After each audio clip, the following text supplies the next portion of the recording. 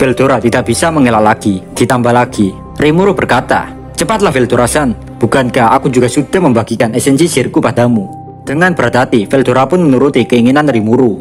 Dengan demikian, diputuskan jika Veldora akan pergi dan menghentikan perselisihan antara saudara perempuannya. Ekspresi Veldora dipenuhi dengan kesedihan. Veldora terus melihat ke belakang, ke arah Rimuru berkali-kali, berharap Rimuru berubah pikiran. Tapi Rimuru pura-pura nggak lihat, dan akhirnya Veldora pergi dengan penuh rasa penyesalan. Rimuru sengaja melakukan ini, karena Rimuru juga nggak mau menghentikan pertengkaran dua naga sejati itu, Pak. Di satu sisi, para pasukan malaikat yang tersebar di berbagai tempat, kini mereka semua berkumpul di Tempest.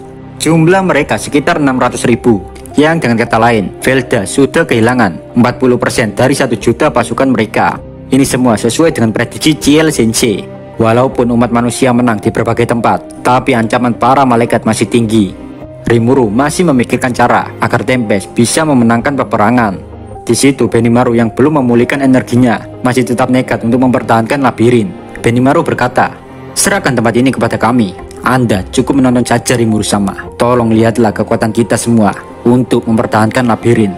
Mendengar ucapan Benimaru, Rimuru berusaha mempercayainya. Andaikan keadaan berubah, maka Rimuru akan menurunkan Diablo untuk mengurus masalah yang tersisa.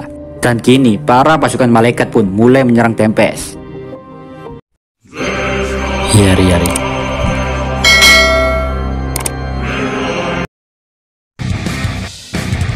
Setelah diberi kekuatan oleh Velda, Zero pun langsung mengumpulkan para pasukan malaikat. Zero dulunya adalah manusia buatan Yuki, yang sampai saat ini Zero tidak memiliki emosi dalam dirinya. Dia diciptakan di dunia ini sebagai boneka tempur. Di antara ratusan boneka buatan tangan Yuki, Zero adalah satu-satunya yang bisa disebut puncak kesuksesan Yuki. Dengan cara bertarung yang unik, tubuh yang sempurna, kekuatan serapin di dalam tubuhnya, dan terakhir, ada skill ultimate Evil Lord Azidaga, membuat Zero tampak tak terkalahkan. Kini aura Zero lebih kuat daripada Zero yang dulu. Di depan 600.000 malaikat, sudah bersiap Mai, Dino, Pico, Grazia, dan Zero untuk menyerang. Sebelum menyerang, Dino bertanya kepada Zero, "Jadi, rencana seperti apa yang akan Anda lakukan, Zero-san?" Zero tidak menjawab, dia hanya diam saja. Lalu Mai pun menjawab, "Dino-san, kau tidak bisa menang jika kau bertarung dengan setengah hati. Serang saja mereka dengan semua kemampuanmu, dan jangan beri mereka waktu untuk memulihkan dirinya."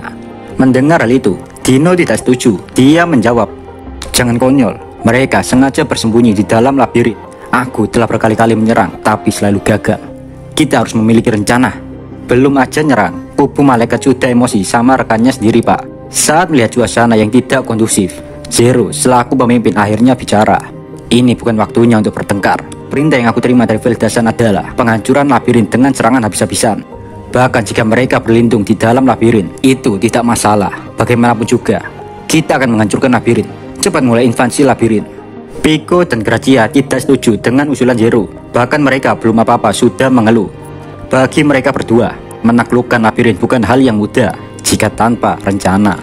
Mereka bisa mengatakan hal demikian karena mereka sudah berkali-kali gagal atas penyerangan labirin ini. Bahkan mereka saja tidak bisa menembus pertahanan Gerudo dan Gabiru yang menjaga di atas labirin. Tapi tetap saja di situ Zero keras kepala tidak mau mendengarkan jeritan hati Pico, Grazia, dan Dino yang sudah berpengalaman gagal menaklukkan labirin. Zero masih ingin menginvasi labirin karena dia yakin dengan skill ultimate-nya semuanya akan baik-baik saja. Zero pun memerintahkan Mai memimpin 600.000 malaikat menyerang labirin dari udara. Sedangkan Zero dan yang lainnya akan menerobos masuk labirin.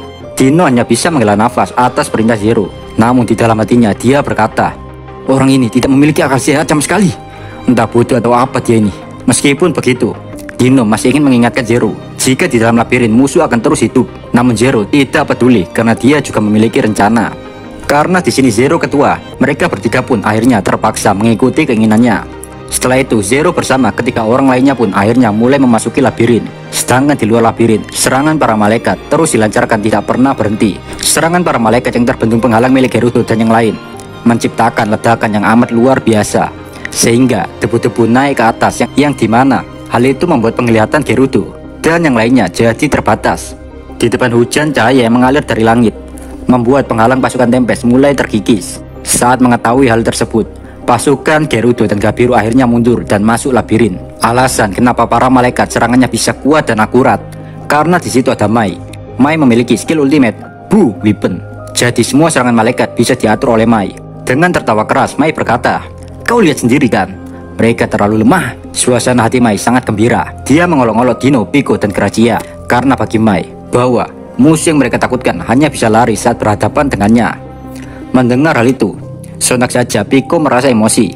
Suara dalam hatinya berkata, "Sial, apakah aku selemah itu?" Tapi jika mereka masuk labirin, mereka akan semakin sulit untuk dimusnahkan, karena labirin bisa menghidupkan mereka lagi. Meskipun agak sedikit resah, Pico tetap mengikuti dan mencoba mempercayai rencana Zero untuk masuk ke labirin. Dari ruang kontrol labirin, Ramirez dan Benimaru sedang memantau pergerakan Zero dan yang lainnya sambil makan gorengan. Namun tiba-tiba datang Suna yang langsung memukul kepala Benimaru dengan kipas di tangannya. Suna emosi karena Benimaru dan Ramirez terlalu santai, padahal musuh sudah mulai memasuki labirin. Dengan raut sedih, Benimaru menjawab, "Tidak bisakah kau sedikit lembut dengan kakakmu ini, Suna-chan?" Sayangnya, Suna tidak peduli dengan rengekan Benimaru. Dengan emosi, Suna meninggalkan ruang kontrol dan menyuruh Benimaru untuk serius memantau musuh. Di situ, Beretta juga berkata, "Mengapa kau bercanda, Ramirez-sama? Jika kau masih terus seperti ini, maka aku akan melaporkan ke Rimuru-sama." Seketika Ramirez panik. "Apa yang kau bicarakan, Beretta? Aku juga dari tadi serius." Nggak hanya Suna dan Beretta, Zoe juga memarahi Benimaru. "Ini bukan saatnya bermain-main, Benimaru Dunu. Kita lagi diserang, jadi sadarlah dari sifat kekanak-kanakanmu." Mendengar hal itu, Benimaru hanya bisa menatap ke bawah sambil menganggukkan kepalanya. Karena takut dimarahi Rimuru, Benimaru dan Ramirez pun gak mau bersantai lagi. Dan mereka pun mulai serius memantau para musuh yang menyerang. Tanpa disadari semua orang, Zero dan yang lain sudah sampai di lantai 50. Tidak ada yang pernah secepat ini dalam menaklukkan labirin, Pak.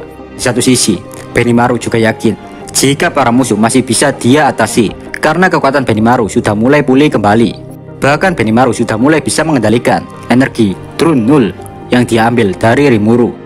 Kini bos penjaga lantai 50 yaitu Gozu dan Mezu sedang bertarung melawan Zero and the Gang. Tapi dengan mudahnya mereka dibantai dalam sekejap. Alhasil Gozu dan Mezu mati. Mereka berdua pun dibangkitkan, lalu melaporkan kejadian ini kepada Benimaru dan Ramirez. Dengan raut malu yang begitu dalam, mereka berkata, "Maafkan kami, Benimaru-sama, kami tidak bisa melukai mereka sedikit pun." Namun dengan tersenyum, Benimaru menjawab, "Sudahlah, jangan sedih. Kalian tak lemah, hanya saja mereka terlalu kuat. Untuk sekarang beristirahatlah, biar aku dan Ramirez yang mengurus sisanya." Kini rencana mulai dijalankan. Benimaru dengan semangat memberikan komandonya, "Minasan, bersiap di posisi yang telah ditentukan. Selesaikan semua pekerjaan yang telah direncanakan dan serahkan sisanya pada kelompok yang bertempur." Di situ Beretta memberi hormat ke Ramirez sebelum turun ke medan tempur. Dengan tersenyum, Ramirez berkata, "Jangan khawatir, jika nanti kau kalah Beretta, asalkan kau jangan mati." Mendengar hal itu, Beretta tertawa. "Wahahaha, kali ini aku tidak akan kalah, Ramirez-sama. Percayalah, aku pasti menang." Setelah mengucapkan kata-kata itu, Beretta segera melakukan teleportasi. Dan kemudian, dia berdiri di sisi Zegion. Kini musuh telah mencapai lantai 60. Di lantai 60 dijaga oleh golem buatan Ramirez. Melihat hal itu, Dino dan yang lain merasa ada yang janggal, karena jika golem itu mati, tidak mungkin bisa dibangkitkan lagi. Dino berpikir Ramirez masih menyembunyikan rencananya, karena nggak mungkin, Pak, penjaga lantai cuma golem doang. Di hadapan Dino dan yang lain, tentu saja golem tersebut bukanlah musuh yang berbahaya. Dan dalam sekejap, golem itu pun lenyap. Mereka pun melanjutkan jalan ke lantai 61. Tapi tiba-tiba, di situ Zero berkata, "Minasan, dengarkan aku akan kembali ke lantai 60. Aku akan berfokus mencuri cakra labirin ini. Bahkan kini, aku telah mendapatkan 15% cakra labirin. Jadi, ulurlah waktu untukku. Kalian mengamulah sepuasnya." Zero pun kembali ke lantai 60. Dan dia juga menggunakan skill ultimate miliknya untuk mengambil kekuatan labirin. Bagi Zero, jika kekuatan labirin menjadi miliknya, maka otomatis sistem kebangkitan atau immortal abadi di labirin tidak akan berfungsi lagi. Dan jika hal itu terjadi, maka Zero berpikir bisa membunuh pasukan Rimuru tanpa mengkhawatirkan musuhnya hidup lagi atau enggak. Setelah itu, ritual pun dijalankan. Evil Dragon Lord Azidaga. Seketika dari tubuh Zero muncul klon yang sangat banyak. Klon itu menyebar ke seluruh penjuru labirin. Tiap klon menaruh tangan di tanah. Dan seketika dari tangan mereka muncul akar yang menyebar di dalam tanah untuk menyerap energi labirin. Suara dalam hati Zero berkata, "Sempurna. Saat aku dalam menyedot habis kekuatan labirin ini, maka otomatis semua orang akan melarikan diri dari labirin. Dan saat mereka ada di luar, maka tamatlah riwayat mereka. Karena ada Mai serta para malaikat yang sudah siap menyerang." Velda sama, ini kemenangan kita. Zero sangat yakin dengan kemenangan yang ada di depan matanya. Bagi Zero, keabadian di dalam labirin itu sangat menyusahkan. Jadi nggak ada cara lain selain melakukan ini, pikirnya. Di lain cerita, setelah meninggalkan Zero, Grazia dan Pico, mereka berdua emosi karena Zero kebanyakan ngatur mereka. Mereka berdua ingin Dino membunuh Zero, tapi Dino menjawab jika hal itu sangat merepotkan. Dan meskipun Dino berhasil mengalahkannya, pastinya Velda akan tahu tentang hal ini duluan. Itulah pikir Dino. Kini Dino dan yang lain sudah sampai di lantai 70. Saat berada di lantai itu, tempat itu kosong, tidak ada satupun monster. Dino berkata, sudah kuduga, Adalman pergi ke medan tempur. Hari ini kita sangat beruntung. Mendengar hal itu, Pico dan Grazia juga sependapat dengan pemikiran Dino. Mereka bertiga pun melanjutkan ke lantai 71. Di lantai 71, sama saja, nggak ada satupun monster. Dari sini, Dino mulai curiga. Dan gak lama terdengar suara tawa keras Ramirez. Kau akhirnya datang juga, Dino. Kau telah mengkhianatiku. Akan kupastikan kau menyesal hari ini, Dino. Setelah ucapan Ramirez selesai, tiba-tiba struktur lantai berubah. Dan kemudian 4 bayangan muncul. Mereka adalah Gerudo, Gabiru, Beretta, dan Zekion. Melalui speaker labirin, Ramirez bertanya, "Di mana temanmu yang satunya lagi, Dino?" Dino pun melihat ke atas, menatap CCTV yang terhubung ke ruang kontrol. Dengan menghela nafas panjang, Dino pun menjawab, "Satu orang temanku ada di belakang. Dia bilang lagi pengen cari naga hijau." Ramirez nggak paham maksud Dino. Tanpa pikir panjang, Ramirez berkata, "Mari kita mulai, Dino. Kalian Zekion dan Beretta, cepat habisi Dino." Saat mendengar ucapan Ramirez itu, seketika Dino emosi. "Jangan bercanda. Tidak mungkin aku bisa menang melawan 2 orang sekaligus." Dasar Ramirez bodoh. Bakayaru Ramirez. Jika kalian suka video ini, jangan lupa subscribe biar channel ini makin berkembang. Saya Dio dari channel Isekai Kindle. Pamit. Bye bye.